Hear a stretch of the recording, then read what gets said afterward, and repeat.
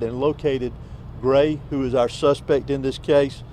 They conducted an investigation at that time, and there was no probable cause for arrest or to take any additional law enforcement action.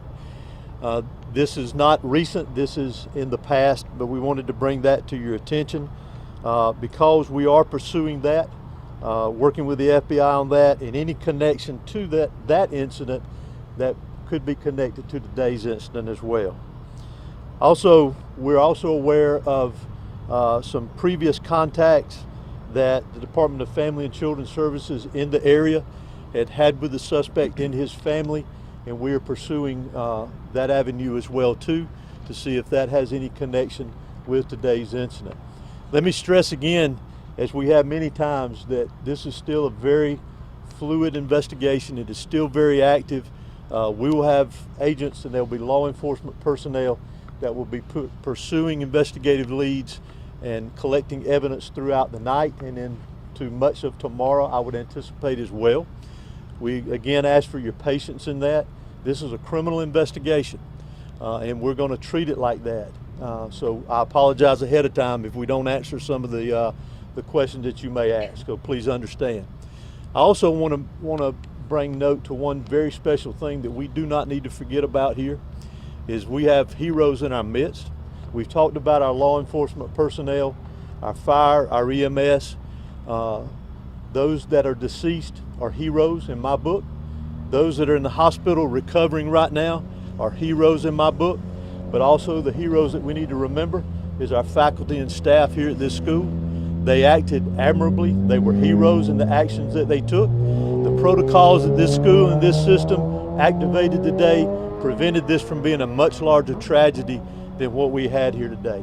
So I want to recognize them as heroes, because they are.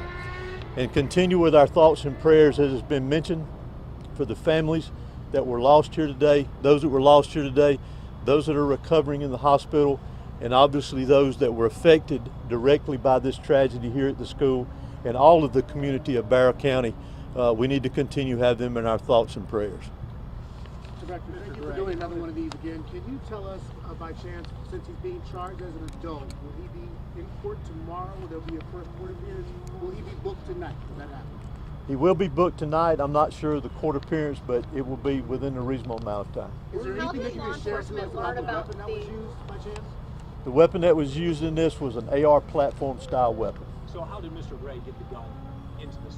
We're still investigating that aspect of it. Did he go out of the classroom, get the gun, and come back? We've heard some of that from some students. We're still trying to clarify a lot of the timeline from the time that he got here to school today until the incident took place. Last one from me. I mean, so often, I know people at home, we always hear something that the FBI has heard something about someone who goes and does one of these tragic events. How can we stop this from happening? Because it feels like this happens every single time there's a school shooting that we heard that there was a prior threat or there's prior knowledge. When lives are at stake, how can we stop this from happening? Well, there's a variety of ways, in my personal opinion. Community involvement, what our school system is doing here to ensure that. Whether we'll be able to stop it completely one day or not, I don't know. Those are decisions that each individual is making on their own to do this. But again, I go back to what I said earlier about the heroes here that prevented things from being a lot worse today. But we've got to take action within our own communities, take care of each other, be aware of our surroundings and what's going on in our community. Dr. Hosey, do you believe year and they found hunting rifles in the family home?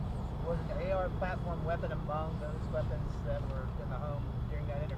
Again, that's part of a lot of the things that we're trying to clarify within the investigation. Again, we're very early. As a parent situation, was it from a 911 call from a faculty or staff member or from a student? Can you just expand on that since they got here within minutes? Could you also expand on why it was a female faculty member walking around looking for this student minutes before he shot up the school? No. Can y'all clarify that? I'll let Director Hosey answer that question. Source officer didn't approach him? Look, ma'am, let's get this question right here and then we'll come back. You asked how was they notified? Yeah, we discussed today, heard earlier, law enforcement here within several minutes. So we're just curious how the notification went through. Did 911 hear about it from a student, or was it a faculty that made that call alerting law enforcement? All of our teachers are armed with a form of an ID called Centegix. and Centegix alarms us and alerts the law enforcement office after buttons are pressed on an ID, and it alerts us that there is an active situation at the school for whatever reason, and that was pressed. And we've had that about a week now. And we've heard stories of students actually pulling other students while they're in the hallway, while all this chaos is happening, while shooting is going on. We've heard stories about students pulling their classmates into the classrooms to get them to secure, to get them to safety. What do you think that says about these young folks who are, very 13, 14, 15 years old, that they're looking out for one another like that? It's admirable. It's like Director Hosey said, we have heroes among us, and those students and teachers that did that today saved a lot of lives. This could have been way worse than what and again, the investigation is still trying to file through that information, but those kids are heroes and brave as well to do that when they hear an active shooter around them. Sheriff, Well, you talked about Let me get this one question right here. Did you have something else, ma'am? No, it was me. Okay. I was asking, why did the school resource officer not go looking for this kid and approach him, and why they sent a female faculty member to the algebra room he was in with my daughter, looking for him instead of the school resource officer, or why the school allowed this boy to come and go from the class all the time. He would go and sign up for the restroom pass, leave the class, and come back sometimes, and sometimes never come back. He has been wandering this school. With all due respect, ma'am, I think your information is incorrect, and our investigation is going to lead to what we have, and we will be glad to answer your questions once that's done. I guess victims are lying to me then. Possibly. Sheriff, what can you tell us about the SROs? You talked about a lot of heroes. You talked about how one of the SROs encountered the shooter. What can you tell us about them, who they are, how long they've been working here, and what they did today? Both of the SROs that are here at these high schools, all of my high schools, I have two there. Both of the SROs, to include a third one, was here today, not for any other reason other than to help and assist today. They're the true heroes as well. They were actively looking. They had an alert, I guess, if you will, and when they interjected, or when this shooting began, they interacted with the shooter, Mr. Gray, and as soon as they made contact with him, he gave up immediately. Can you share these officers' names? Not at this time, I'd rather not. Well, where is the shooter right now? You said in custody. The shooter is in custody at the Barrow County Detention Center because he is a juvenile. He's being booked in, and he will be transported to RYDC. Were officials or school administrators tipped off by a threat here before the shooting happened? I'm not aware of that at this time. Sheriff or Director, can you say the condition on those injured that were taken to the hospital? Have you got any updates on how they're doing? All of our victims that are at the hospital are going to make it and going to recover well, as we've been told, and we don't expect any more fatalities at this time. Last question. Has there been any shooting or tragedy to this scale inside a Georgia school that you're aware of? Can you speak to that? I can't speak to that, no. Can you put this in perspective for us then? What today has meant for law enforcement, for students, all of those affected? Tragic. When someone preys on kids, it's tragic. Like I said earlier, hate is not going to prevail in our county, and hate's not going to prevail in our state. And pure evil did what happened today. That's all I can tell you. I want to continue to say that. I'm proud of the men and women behind me. I'm proud of the women that stood beside me. I'm proud of the men and women who protected these kids. I'm proud of this staff. I'm proud of this community.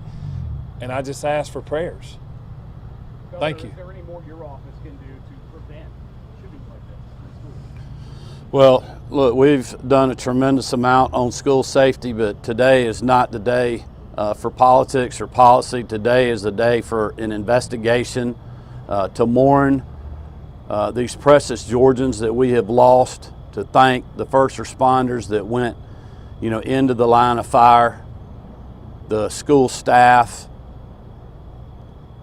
superintendent, the principal, and others that are just trying to hold this community together. That's what we need to be focused on right now. We also had a tragic loss of a firefighter in Greene County earlier today before this event happened, with an explosion that killed the life of a first responder that again was running in to danger when many people were trying to run out. And that's what the focus needs to be on tonight. I would ask everybody to continue to keep this community, these victims, and these educators and these men and women in law enforcement in your thoughts and prayers. Thank you. Thank you, Governor. I just want to thank everyone for their patience and taking the time to cover this. We ask that you continue to follow the GBI for updates. As we said earlier, we're going to continue to provide updates. It's very important that we get this information out. But right now, we really want to focus on our victims, and you can, as I said earlier, continue to follow us as we provide additional updates. Thank Can you you. give the spellings of those victims' names? Yes, I will. Hey, Thank when you. you post cities of residence for the adults, if possible.